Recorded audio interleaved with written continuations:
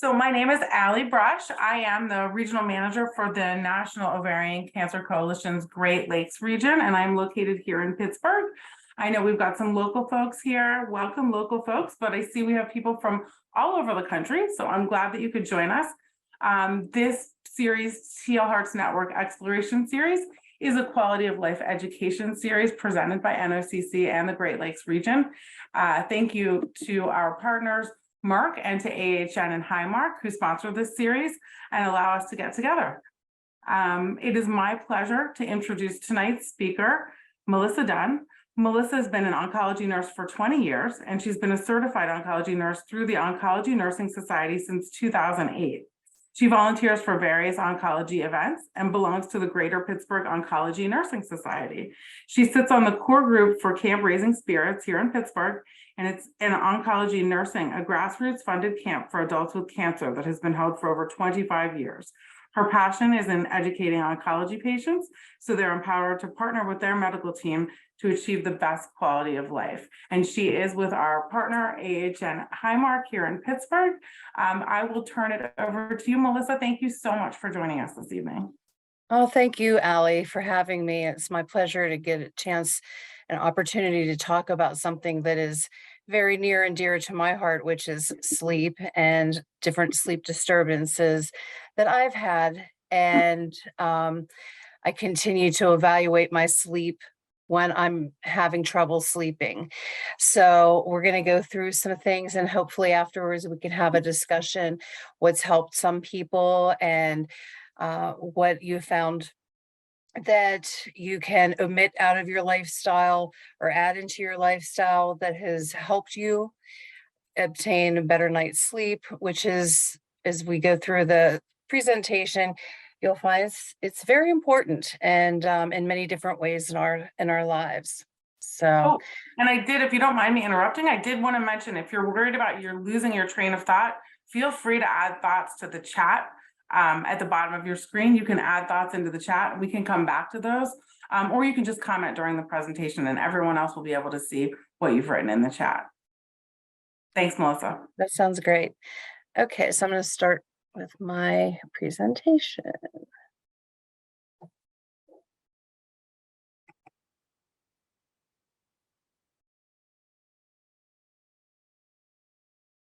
Okay. So sleep hygiene. Go through this, and it was a new term to me, what sleep hygiene means. So if you haven't heard this term, you're not alone. I through my research on how to get a better night's sleep, found that terminology that's out there. So what is sleep hygiene? It's a term that we use to describe good sleep habits. And there's been so many different studies and research out there that it's amazing. And I believe that part of that is because of our fast-paced world and everything that keeps coming at us. And I feel that through the ages, we'll go through, a lot of it's technology driven, why people have less sleep and better sleep. So it's something that has been and continues to be studied and researched. Practicing good sleep hygiene is key to achieving a good night's sleep. And again, we'll go over different things that I've found and through research personally, and you can have a chance to share with your ideas as well.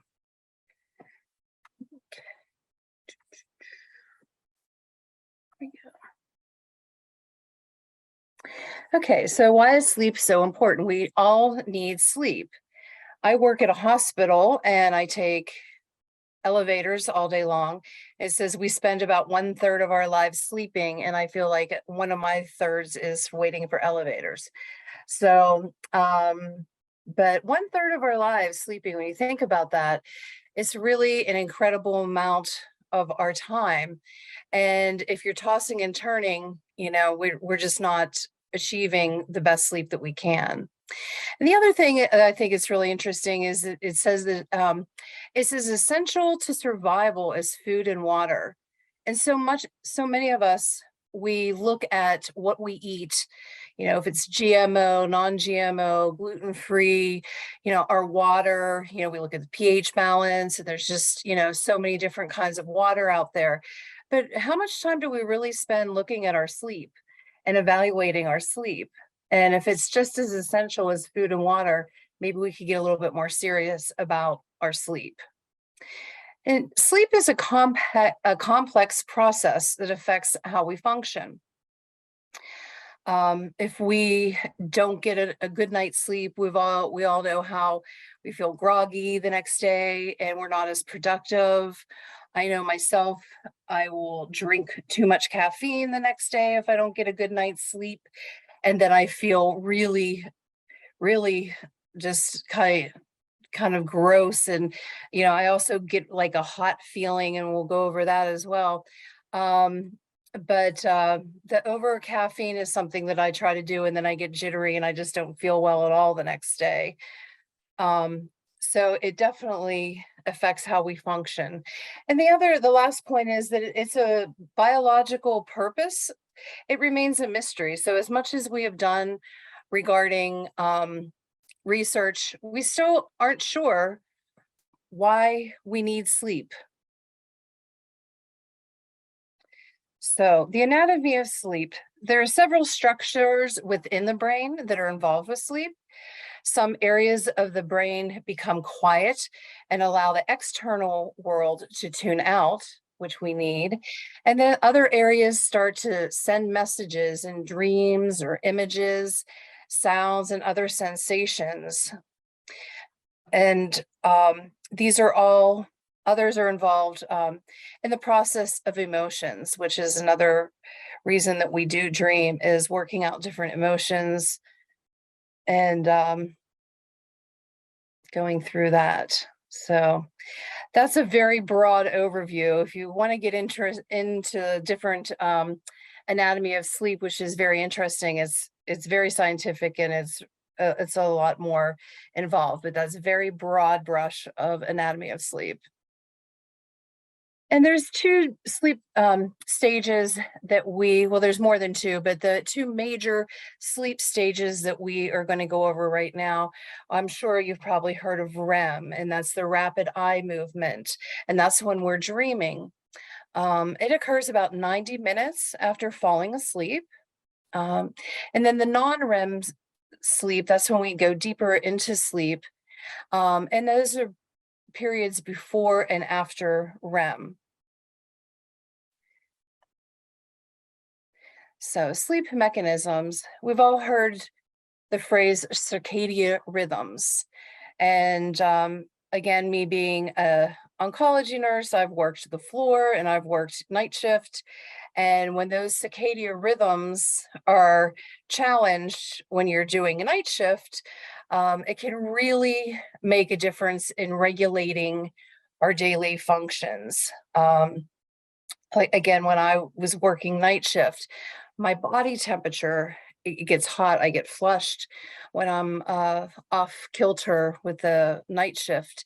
And a lot of night shift nurses start having extra belly fat, and they say it's because of the metabolism, that your cortisol levels are pushing out because your rhythms are being challenged and you're not sleeping when your body's telling you to. And that can affect the hormones. So the circadian rhythms are extremely important, and they definitely do help us function daily. Though, and also we have our sleep-wake homeostasis, and that's when it reminds our body to go to sleep, and it regulates our sleep periods. Some people, especially teenagers, they need more sleep, so they're regulating their sleep that they need. Sometimes people need less sleep, and our body also can make adjustments to sleep-wake homeostasis. With that being said, sleep mystery still continues. We know some things about how sleep works, and we know that we need quality sleep for our health. We have all experienced feeling refreshed after a good night's sleep and ready to tackle projects and do all our errands and running around, get ready for Christmas, that kind of thing. And we've also experienced feeling groggy from a poor night's sleep and different ways that we try to muddle through the day. And it just, it affects our quality of life. So we want to get sleep, the best night's sleep we possibly can. So there's some people that, and this is definitely one of my issues, that I couldn't stay asleep. I would be very tired at the end of the day. I'd go to sleep, wake up around 1, 2 o'clock in the morning, and then I just can't stay asleep. So we have to evaluate if that is you, or think, kind of really take stock in what's going on here. Some of the different issues can be a sleep disturbance. If you have a partner that you're sleeping with and then they're tossing and turning, or if they're snoring and that's waking you up.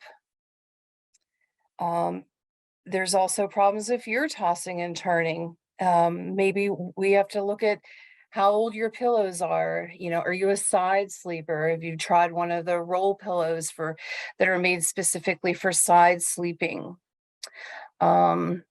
There's pillows that are kind of like a wedge. They actually help people with snoring issues. So if you don't have a problem with snoring, but your partner is snoring, something that would be good is to try one of the wedge pillows to see if you can help them stop snoring. Also, bedroom temperature. If you're sleeping and it's a very hot room, you're going to end up probably tossing and turning more.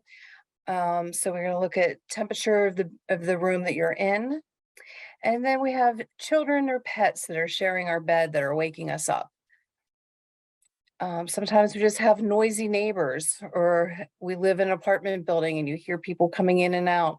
What can we do about those kind of disturbances? And we can go over that. So another issue that's a little bit more medical is to evaluate your sleep is how you're breathing. So many people have obstructive sleep apnea, and some of the cardinal signs of this is snoring, or if you're pausing in your breathing. If you are going through your day and you're at a red light and you feel like you could fall asleep at a red light, or if you're in the middle of a conversation and you feel like you're going to fall asleep, you really need to talk to your doctor, because those are signs that you're having, that we have to really address, that you may have some more medical sleep issues such as obstructive sleep apnea, and just to be evaluated for something like that. But those are two really big things, that if you're falling asleep at a red light, you feel like you could fall asleep while you're driving in a car at a red light, or if you're in a conversation, you just feel like your eyes could just getting heavy and they just want to go to sleep, you really should talk to your physician about that. Another thing that we need to evaluate is pain. Regardless if you have chronic pain, if you have any kind of cancer pain that you're going through with radiation, with surgery, with some side effects that you've been dealing with, we need to look at that, because pain really interferes with so much of our lives, and we cannot devaluate that you are having pain. So you really need to address that with either a PCP if you're not in treatment, or oncology doctor if you are in your treatment phase, because it really can affect our quality of life. So we were looking at not only sleep, but it can affect our moods. We can get irritated because our nervous system is kind of being ramped up because of the pain. Our activity level, we want to join in things. We can't. So activity can affect your sleep. Our relationships can suffer when we're having pain, and definitely just overall enjoyment of life. And the statistics out there is that 23% of those in chronic pain report a higher stress level. And that is not, I think that's probably an underrated evaluation, because stress and pain really go hand in hand. So if you're having pain, please make sure you talk to your doctor about that. And it really does affect sleep. Evaluation of sleep. So if you can't fall asleep, what are we going to look at if you're having issues with not falling asleep? First, we're going to evaluate, we're going to take a look at your caffeine. Um, Many people cannot, they move it back an hour to maybe it's like 3 o'clock in the afternoon is their last cup of coffee, or, decaf coffee after 3, decaf tea after 3, that kind of stuff. So we want to look at that. And also, a lot of people might drink alcohol or meals later at night. Anytime you eat a heavier meal, especially this time of year with going out to different holiday parties and dinners and work, festivities and things like that, you'll find that maybe that you're eating later at night. That can really affect that, and alcohol can really affect your being able to sleep. So take a look at that. If you had a bad night, think, I did eat dinner at like 8:30, and that kind of thing. So we're going to continue to evaluate our sleep. And then the other thing, what I'm sure we've all heard of, is to limit your screen time. And that includes TV, and computer and phone. So there's so many people out there that say, I can't go to sleep without the TV. And really, if you're not getting a great night's sleep, you're going to try to do a trial and error kind of thing, because it could be the blue light from the TV, same as the monitor, same as the screen. If you feel like you need some background noise, there are so many different apps out there right now for sleep we can discuss. And I use rain. I like to hear gentle rain falling while I sleep. So I don't have my TV on anymore, and I use a sleep music, and I wake up to it. So it's on all night long. Um, and so that's, you know, again, it's trial and error. If somebody's been sleeping with the TV on for 35 years, I know we're not going to break somebody from a habit, but if you're not sleeping well, it's definitely worth taking a chance, or taking a trial for a week and turning off that TV and turning on some music in the background. And then we're going to look at healthy daytime habits. Where, regardless of where you are in your exercise routine, if you have one, we do know that even just a gentle walk, I'm not, this just doesn't have to be a cardio workout, but a regular exercise. A lot of my patients, when I was in the hospital, would lay in the bed and watch TV, and they'd be up all night long. And so I'd really try to encourage them. And outpatient areas, the same, is that when we're going through some chemotherapy days that are really not, just not good, feeling nauseous, you're feeling fatigued.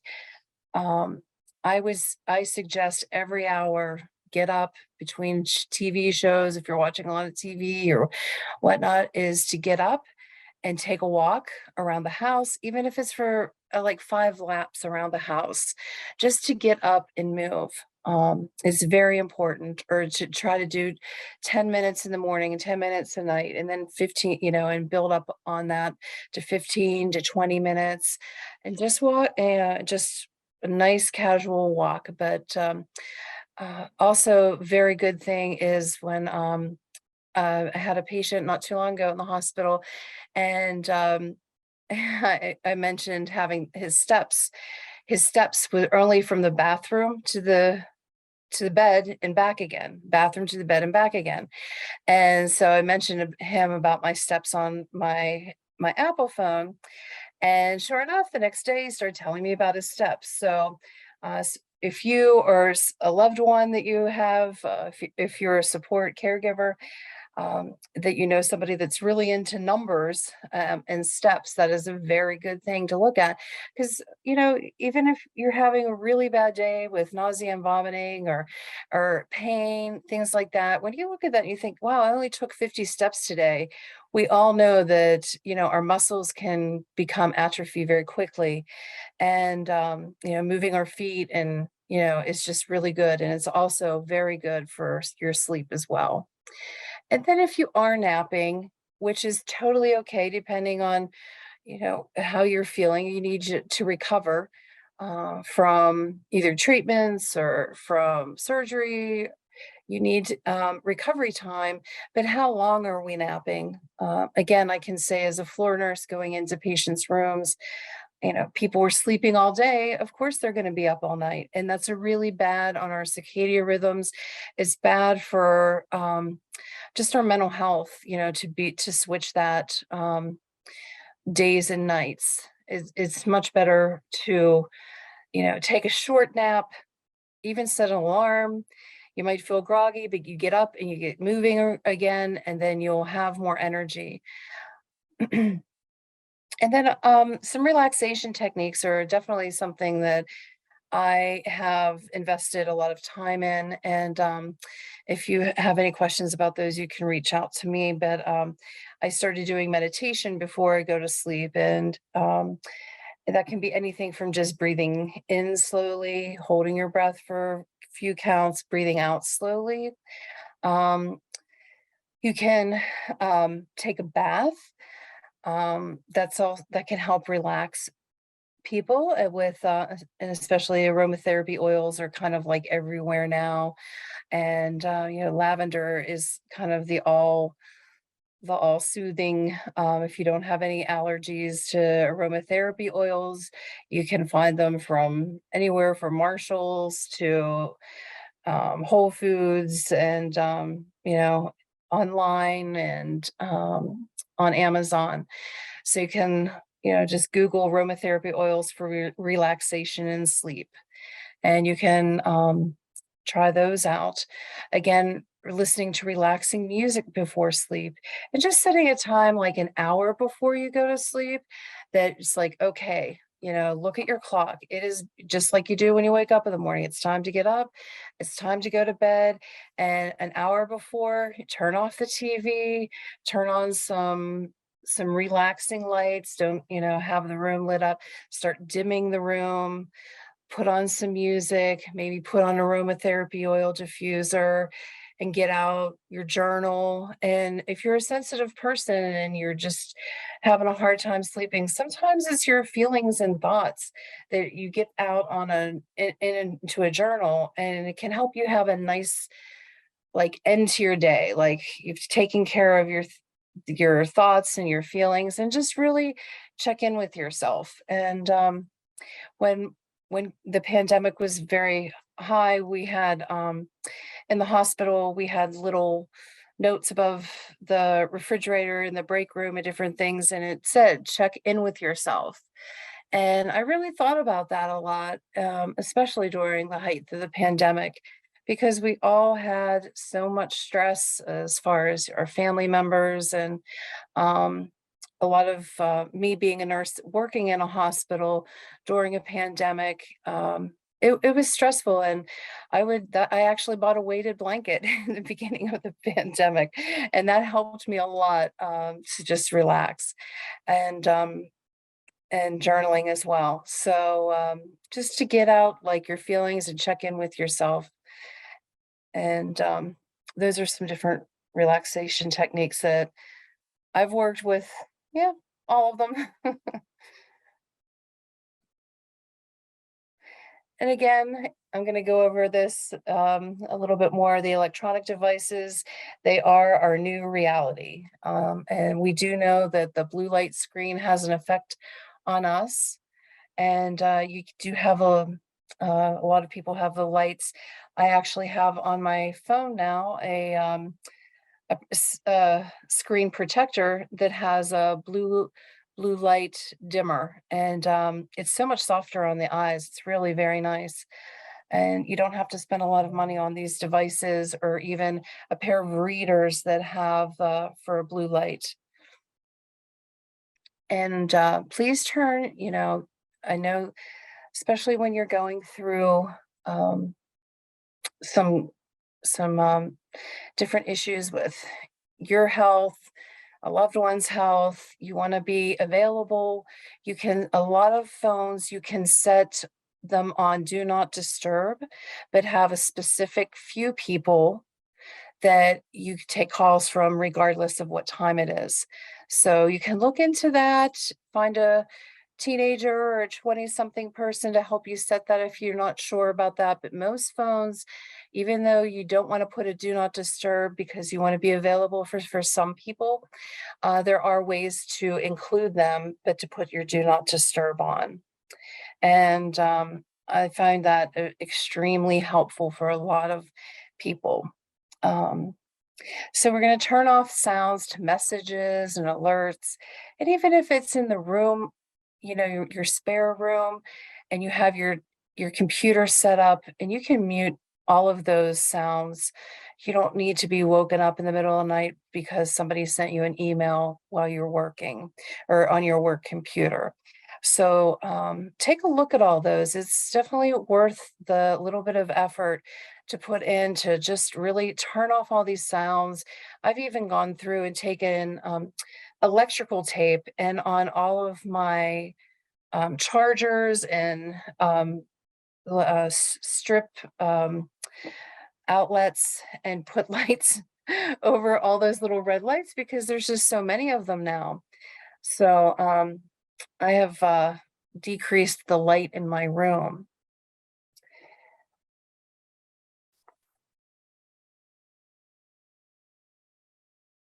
Bedroom detox. So we're going to look at, take a look around your room if you're having trouble sleeping and just do an evaluation. Is this a quiet room? Is it a darkened room? Is it cool? Do we have some fresh air? Even if that means cracking a window just for a minute or two, it's actually very nice to have a little bit of fresh air and also to declutter your bedroom. So take a look around, see if you can make your bedroom your oasis. Have a little area. You could have maybe, I really enjoy having the candles that are battery operated now because I don't have to worry about falling asleep with a candle on. But I like that ambiance of like a candle and just relaxing and doing my meditations and things like that. So your bedroom is your haven away from the world, and you can make it whatever you want to. And with all the DIYs out there, you can really, just like change your bedroom around. Maybe it's winter time and you like to have maybe like a heavier drape and just, make it warmer. And in the summertime, you might just want to have a nice light cotton curtains and just make it more breezy. So even like seasonally, just take a look at your room. Maybe it's just time for a little bit of a change. So right amount of sleep. They say that we should aim for about 7.5 hours of sleep, but let's, remember that that is different for everyone. Might be a little bit longer, might be a little bit shorter. I went through a surgery not too long ago and I was sleeping like 12 hours. And within 6 weeks, which is what my surgeon said, I was back to sleeping 7.5 hours. But at first, I really did need those. Everyone is different, and depending on where you are in your life, um, the goal is an adequate amount for you, but not too much. Remember that our immune system functions best when we're getting the amount of sleep that we need. And making sleep a priority, again, like I said, they equate it with food and water. So if it's just as important as what we're putting in our bodies as how we're sleeping, let's make our bedroom a comfortable place. Look at your pillows. If you're tossing and turning, you're waking up with a headache, if you're waking up with a neck pain, it's worth it to look into some different cervical pillows for your neck or a wedge pillow. decrease the noise, decrease electronic devices, and really try to decompress an hour or two before going to sleep. You can use relaxation techniques, soothing lights, and soothing sounds. So that's my little my talk on that, and I really hope you sleep well. And if there's I'm going to open this up to discussion, and let us know how you found some sleep, increase your sleep activities, and so I'll give it back to you, Allie. Melissa, that was so interesting. Thank you so much for sharing with us. I know Sure. that people so often have questions about sleep, and I work with survivors every day who often ask about tips for sleep. And I know that, particularly those going through a cancer diagnosis or treatment, are facing panic, stress, anxiety, as well as physical discomfort. And, from your presentation, we can tell that all of those things can sort of play into sleep disturbances. And just for, every day, even for folks who aren't in treatment, I mean, listening to your presentation, I was correcting myself for things that I know that I do that are on the naughty list. So we all have a little bit to learn.